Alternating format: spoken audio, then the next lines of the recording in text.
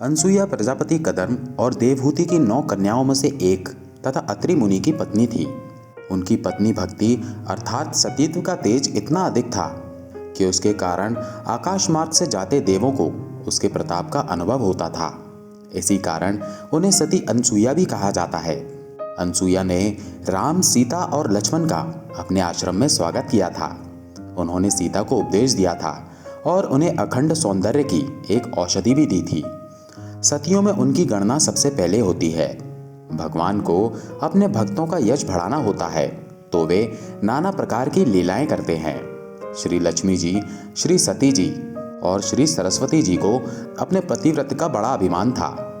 तीनों देवियों के अहंकार को नष्ट करने के लिए भगवान ने नारद जी के मन में प्रेरणा दी। फलतः वे श्री लक्ष्मी जी के पास पहुंचे। नारद जी को देखकर लक्ष्मी जी का मुख कमल खिल उठा। लक्ष्मी जी ने कहा, आइए नारद जी, आप तो बहुत दिनों बाद आए, कहिए क्या हाल है। नारद जी बोले, माता जी क्या बताऊं, कुछ बताते नहीं बनता। अब की बार मैं घूमता हुआ चित्रकूट की ओर चला गया। वहां मैं महर्षि अत्रि ऋषि के आश्रम पर पहुंचा। माता जी, मैं तो महर्षि की पत्नी अनसुईया जी का दर्शन करके कृतार्थ हो गया। तीनों लोकों में उनके समान पतिव्रता और कोई नहीं है। लक्ष्मी जी को यह बात बुरी लगी। उन्होंने पूछा, नारद, क्या वो मुझसे भी बढ़कर पतिव्रता है? नारद जी ने कहा, माता जी आप ही नहीं, तीनों लोकों में कोई भी स्त्री सती अनसुईया की तुलना में किसी भी गिनती में नहीं है। इसी प्रकार देवर्षि नारद ने सती और सरस्वती के पास जाकर उनके मन में भी सती अनसुईया के प्रति ईर्ष्या की अग्नि जला दी। अंत में तीनों देवियों ने त्रिदेवों से हट करके उन्हें सती अनसुईया के सतीत्व की परीक्षा लेने के लिए बाध्य कर दिया।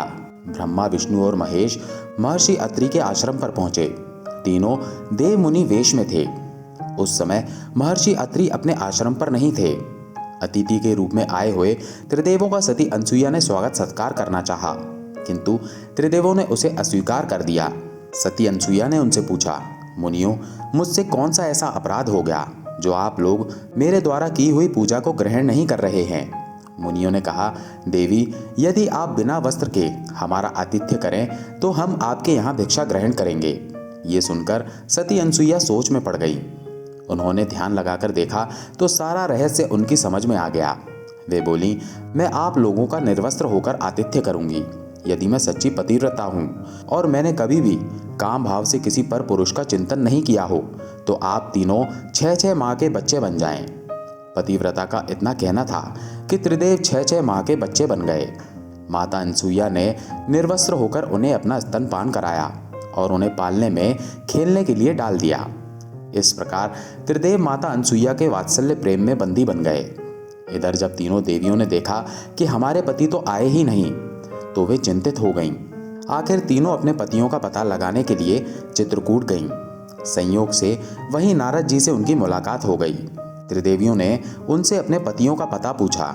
नारद ने कहा कि वे लोग तो आश्रम में बालक बनकर खेल रहे हैं। त्रिदेवियों ने अनसुईया जी से आश्रम में प्रवेश करने की आज्ञा मांगी। अनसुईया जी ने उनसे उनका परिचय पूछा। त्रिदेवियों ने कहा, माता जी, हम तो आपकी बहुएं हैं, आप हमें क्षमा कर दें और हमारे पतियों को लौटा दें। अनसुईया जी का हृदय द्रवित हो गया और उन्होंने बच्चों पर जल छिड़ककर उन्हें उनका पूर्व रूप प्रदान किया और अंततः उन त्रिदेवों की पूजा स्तुति की। त्रिदेवों ने प्रसन्न होकर अपने अपने अंशों से अनसुईया के यहाँ पुत्र रूप में प्रकट होने का वरदान दिया।